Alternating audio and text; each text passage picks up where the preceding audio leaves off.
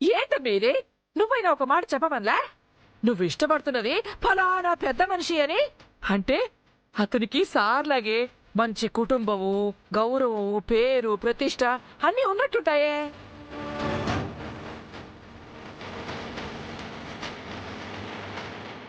అవును, అంత గొప్ప వ్యక్తి నీకెంట పరిచయము? అవునులే, సేమ్ కదూ. ఏ మీటింగ్లోనూ గీటింగ్లోనూ కలిసి ఉంటావు అంతేనా? మరి ఆ ముక్క చెప్పడానికి ఏమైంది అది నీకు? ఎందుకు చెప్పలేదమ్మే? ఎందుకంటే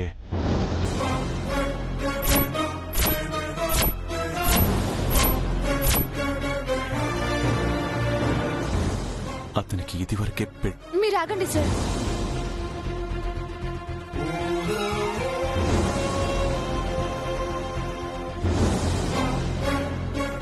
నేనే చెప్తాను. నువ్వుండవే. అడిగినప్పుడు చెప్పలేదు గాని ఇప్పుడు సార్ చెప్తుంటే అడ్డుపడుతుండది. మీరు చెప్పండి సారు. అక్కర్లేదమ్మా.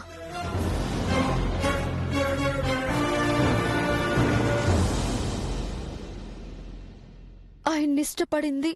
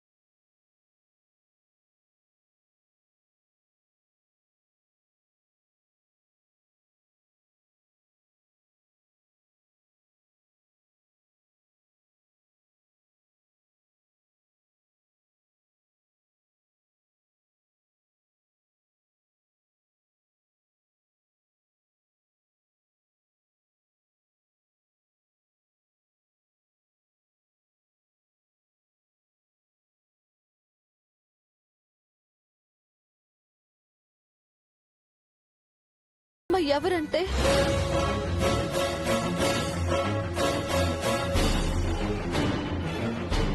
నా కుటుంబాన్ని శ్రేయోభిలాషిగా భావించే నా దేవుడు.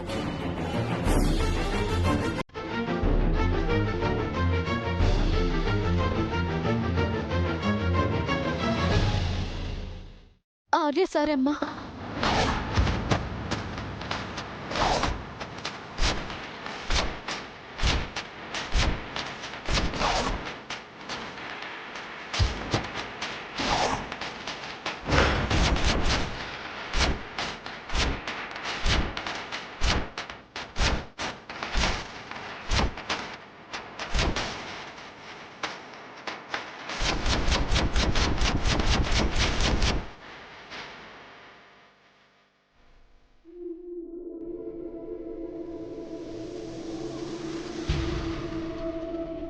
అమ్మే,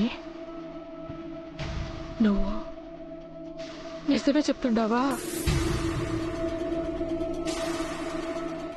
అవునమ్మా, ఇదే నిజం.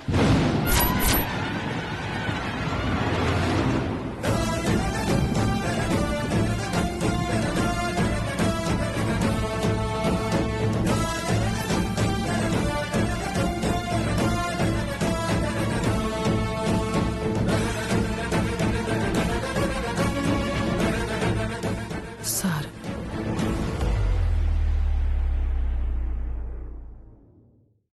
మా అమ్మ చెప్పేది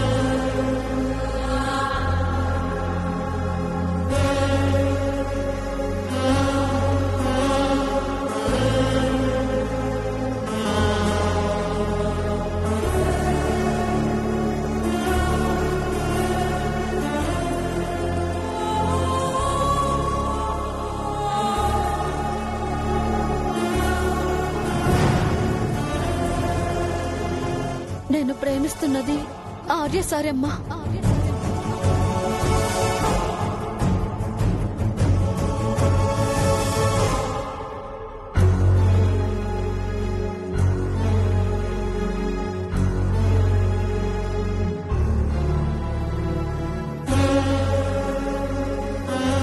పద్దుగారేంటి అలా వెళ్తున్నారు?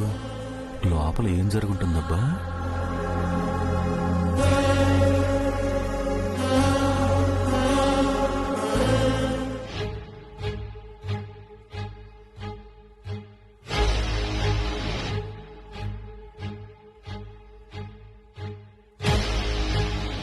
మేరా మేడం, మేరా మేడం. మేడం మేడం మళ్ళీ వచ్చారేంటి?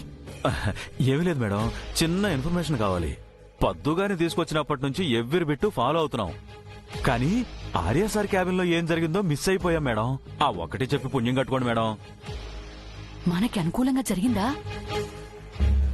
మాకు అనుకూలంగానే జరిగిందా లేక ఎప్పట్లాగే రిజల్ట్ ఏకగ్రీవంగా ఆర్యవర్ధన్ సార్ ఖాతాలోకి వెళ్ళిందా అని. పోని కాయా పండ అదేని చెప్పండి మేడం. రెండూ కాదు, పుచ్చు. జెండే సార్ మీరా? నమస్తే. అంటే ఈ గందరగోళం అంతటికీ కారణం నువ్వన్నమాట. అబ్బాబే అది అది ఏదో పద్దు గారికి సాయం చేద్దామని వచ్చాం, అంతే అంతే. ఇందులో మా ప్రమేయం ఏమీ లేదు. అవునండి, మేము అసలు అను ప్రేమ గురించి చెప్పలేదు. చెల్లెమ్మో నువ్వు ఉండవమ్మా, నేను మాట్లాడుతున్నా కదా. అవునా? సరే అయితే నిన్నిప్పుడు నేనేమీ చేయను. ఈ రోజు జరిగిన దానికి ఆర్య సార్ విషయంలో పాజిటివ్ రిజల్ట్స్ వచ్చిందా? నువ్వు పూర్ణాయుష్కుడివి. పొరపాటున ఆయన బాధపడే పరిస్థితి వస్తే అర్ధైషుతో పోతాడు. Hey good catch. అర్థమైందా?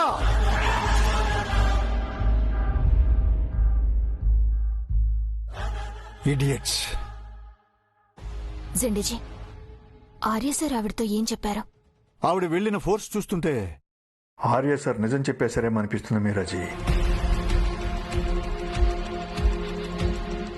ఇంతకీ మీరేమనుకుంటున్నారు మీరాజీ? ఆర్య సార్ నిజం చెప్పేసుంటే మంచిదనుకుంటున్నారా లేక చెప్పకపోతే బెటర్ అనుకుంటున్నారా? ఇట్స్ డిపెండ్స్ జెండే. అది నేనెలా డిసైడ్ చేయగలను? మరిందాక పొద్దు గారి ముందుకి అను లవ్ చేస్తుంది ఇతన్నే అని వేరే అతన్ని ఎందుకు తీసుకొచ్చారు? అంటే అందులో మీ ఉద్దేశం పద్దు గారికి నిజం తెలియకూడదనే కదా? కాదు, ఆర్య సార్ ఇబ్బంది పడకూడదు అని. ఓకే. ఎవరేమనుకున్నా ఆర్య అనుకున్నదే చేస్తారుగా. అప్పుడు ఆర్య సార్ పద్దు గారికి నిజం చెప్పినా మంచిదే కదా జెండే. ఎప్పటికైనా తెలియాల్సిందే కదా. అవుననుకోండి, కానీ ఎంత పాజిటివ్ గా ఆలోచించినా అను ఆర్య ఏజ్ గ్యాప్ దగ్గరకు వచ్చేసరికి క్వశ్చన్ మార్కే కనిపిస్తుంది. దానికి ఆన్సర్ అను దగ్గర ఉంటుంది జెండేజీ. తనే ఆ విషయంలో తన పేరెంట్స్ ని కన్విన్స్ చేసుకోవాలి. మీకేమనిపిస్తుంది మీరాజీ? వాళ్ళు ఒప్పుకుంటారంటారా? అదృష్టం తలుపు తడుతుంటే కిటికీలోంచి చూసి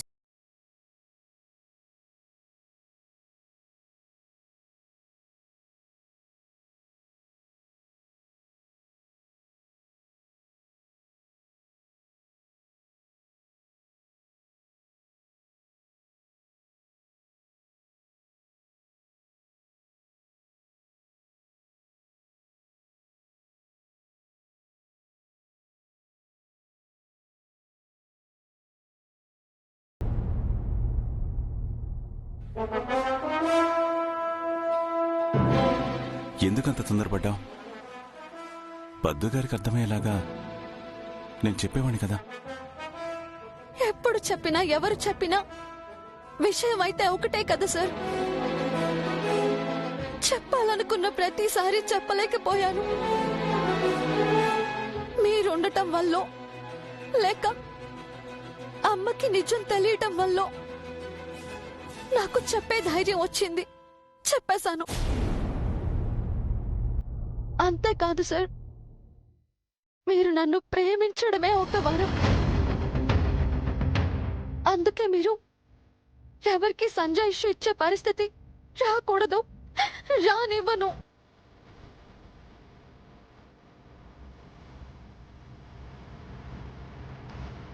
మిమ్మల్ని అడ్డుకుని నేనే చెప్పేశాను. అది సంజయ్ విషయం నేను అనుకున్నాను.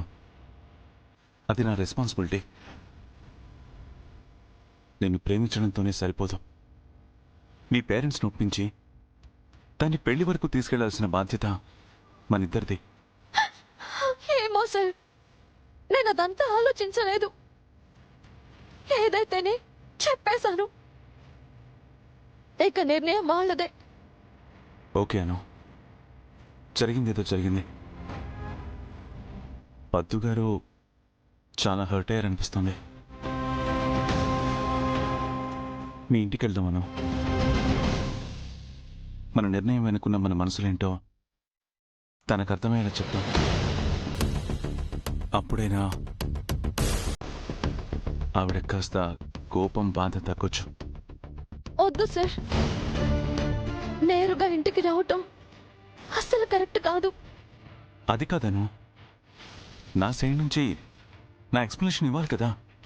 వద్దు సార్, నాకు తెలిసి ఇంటికి వెళ్ళగానే అమ్మ ఈ విషయం నాన్నతో చెప్పేస్తుంది. ఖచ్చితంగా నాన్న ఇది పాజిటివ్ గా అయితే తీసుకోలేరు. ఇన్నాళ్ళు ఆయన నా మీద పెట్టుకున్న నమ్మకం ఒక్కసారిగా పోయిందని కమిలిపోతారు.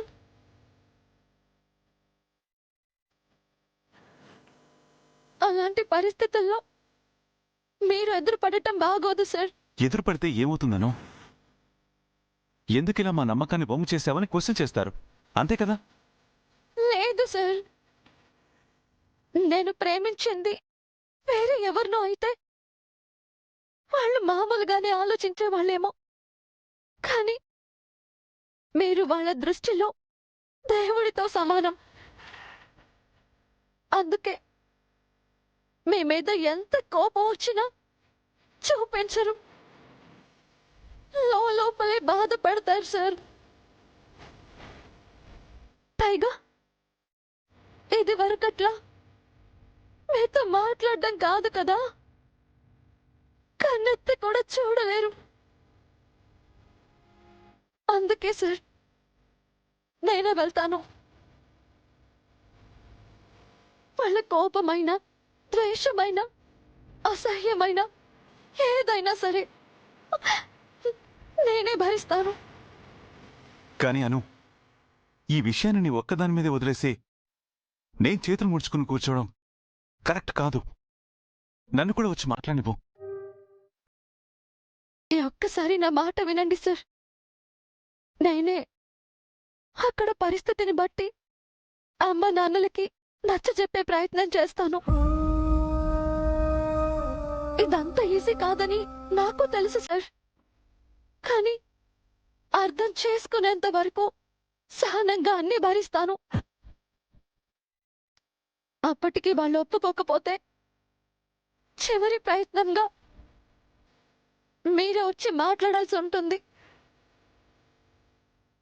అప్పటి వరకు ఓపిక పట్టండి సార్.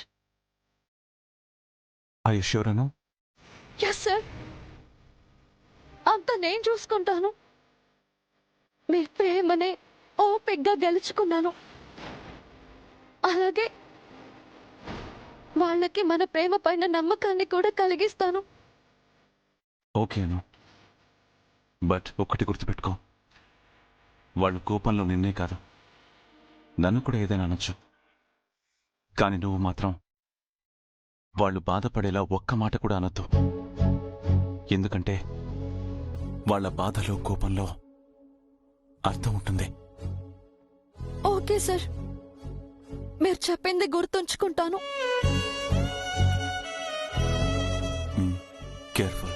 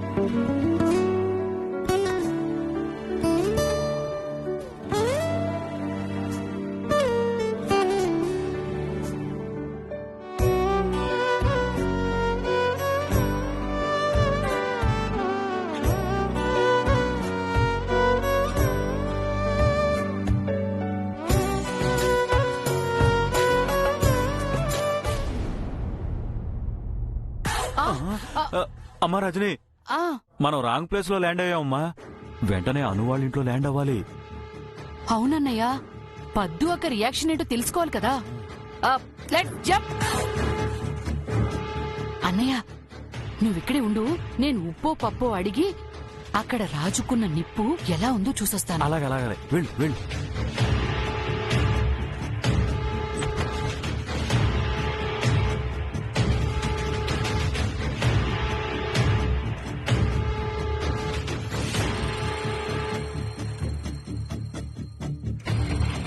లేదన్నయ్య. వెళ్ళు వెళ్ళు, లోపలికి వెళ్ళి వెతకమ్మా. ఉమ్.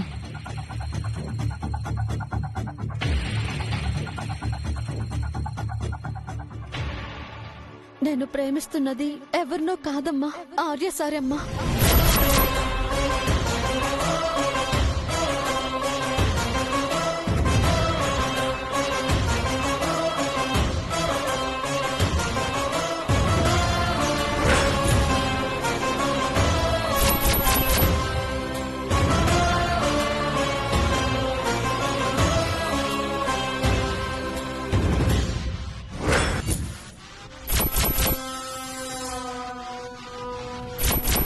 అక్క,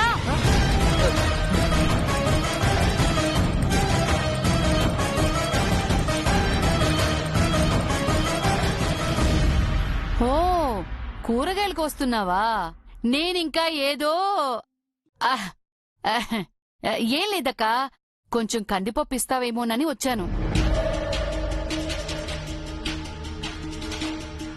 ఓ ఏంటక్క అదోలా ఉన్నావు? అక్కడ ఏం జరిగింది? ఇంతకీ అను ప్రేమించిన తను ఎవరో తెలిసిందా? నేను ప్రేమిస్తున్నది ఎవరినో కాదమ్మా, ఆర్య సారమ్మా. బ్రతికేండ్రా దేవుడోయ్! చచ్చాన్రో దేవుడు. అయ్యో అమ్మో అనయ్య, లేనయ్యా. ఏంటమ్మా ఇది? అమ్మా, పప్పు ఉప్పు అడుగుతానని వెళ్ళి నా తుప్పు రాకొట్టేలా చేసావేంటి? అయ్యో అన్నయ్య, లోపల పద్దక్క ఆవేశం చూస్తే నా ఆఖరి చూపు కూడా నీకు దక్కదేమో అనిపించిందనుకో.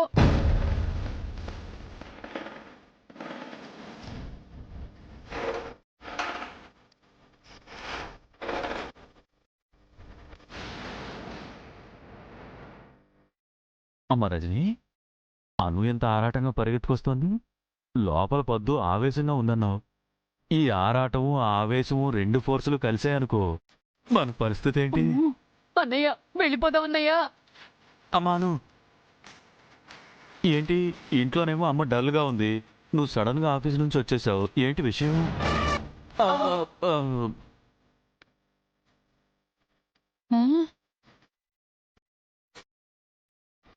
అబ్బో